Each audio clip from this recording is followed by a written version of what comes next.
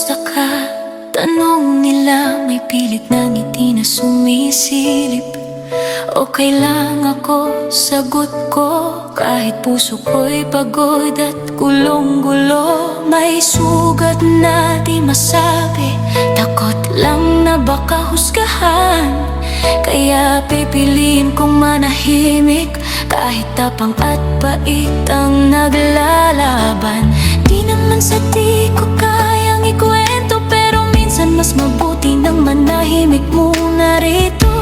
Sa mundong laging nagmamadali, hindi marunong tumigil sandali. Sino pa bang may oras umupot makinig sa sakit na di ko masabi? Kamusta ka talaga?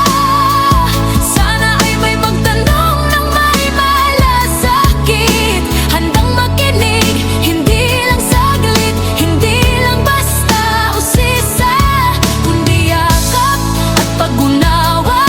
Minsan di ko kailangan ng solusyon, kailangan ko lang ng taong nandyan. Sana sa mundong puno ng ingay at problema, may isang magtanong na totoo. Kamusta ka talaga? Kamusta ka talaga? Kamusta ka?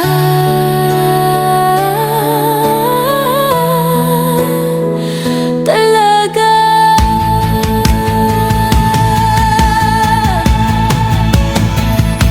May pusong iniwan, pangakong napaglipasan.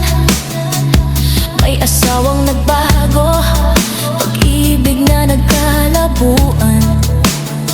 May taong may karamdaman, tahimik na lumalaban. Nakangiti sa sakit para di maging pasan ng pamilya at kaibigan. Sa likod ng kaya ko pa, sigaw ay hirap nang itago. Pilit na ngumiti, kahit luhay gustong umapaw sa dulo. Takot ipakita ang sugat na malalim at totoo, kaya't itinatago ang kirot para di husgahan o tanungin ang walang puso. Kung di mo naranasan ng matinding dalamhati, talagang mahirap maintindihan ang bigat ng bawat gabi. Pero kung kaya mong maging mahinahon at mabait, baka may buhay kang matulungan bago tuluyang sumuko at maglaho.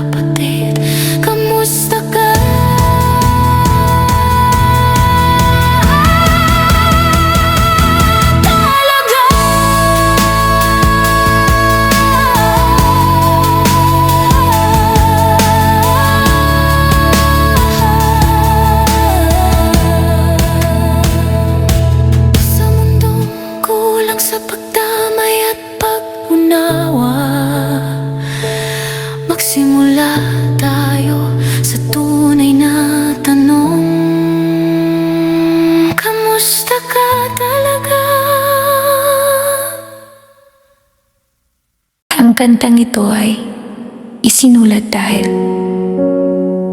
napakaraming tao ang patuloy na nahihirapan. Hindi lang kabataan, hindi lang matatanda, kundi mga tao sa lahat ng edad. Madalas tayong magtanong ng kamusta ka? Pero kadalasan, hindi na natin hinihintay ang totoong sagot. Kaya maraming natutong umiti at sabihing, okay lang ako.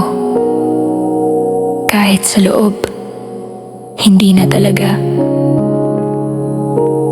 Habang ginagawa ang kantang ito, marami akong narinig na kwento.